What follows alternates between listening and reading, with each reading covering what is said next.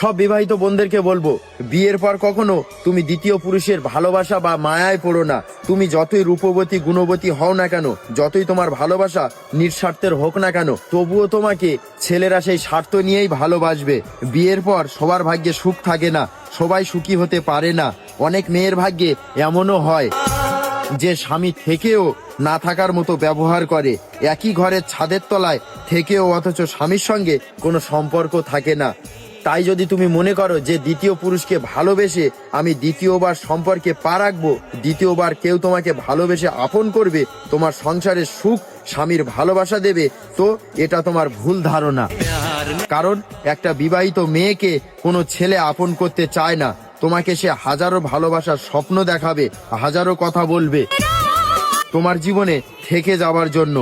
সে তোমার মনে জায়গা করবে, তবে তুমি একটা কথা ভেবে দেখো, সে যদি তোমাকে ভালোবাসবে লুকিয়ে চুরিয়ে দেখা না করে কেন তোমার হাতটা শক্ত করে ধরে তার ঘরের বউ বানিয়ে নিয়ে যায় না? কেন সে তোমাকে লুকিয়ে চুরিয়ে কথা বলবে? কেন সে তোমাকে ফোনের ওপর থেকে হাজারো ভালোবাসার স্বপ্ন দেখাবে? সে তো তোমাকে তার স্ত্রী হিসাবে গ্রহণ করতে পারে, কেন করে না? কারণ সে জানে ভালো করে যে তোমাকে সে সারা জীবন আপন করবে না। তার যতক্ষণ স্বার্থ থাকবে ততক্ষণ তোমাকে নিয়ে ভালোবাসার স্বপ্ন দেখাবে। তার যখন স্বার্থ মিটে যাবে, তোমাকে ঘুরে নষ্ট মেয়ে বলে হাজারো কলঙ্কের দাগ লাগিয়ে চলে যাবে। তো আমার এই কথাটা যদি ভুল হয় তাহলে ক্ষমা করে দেবে।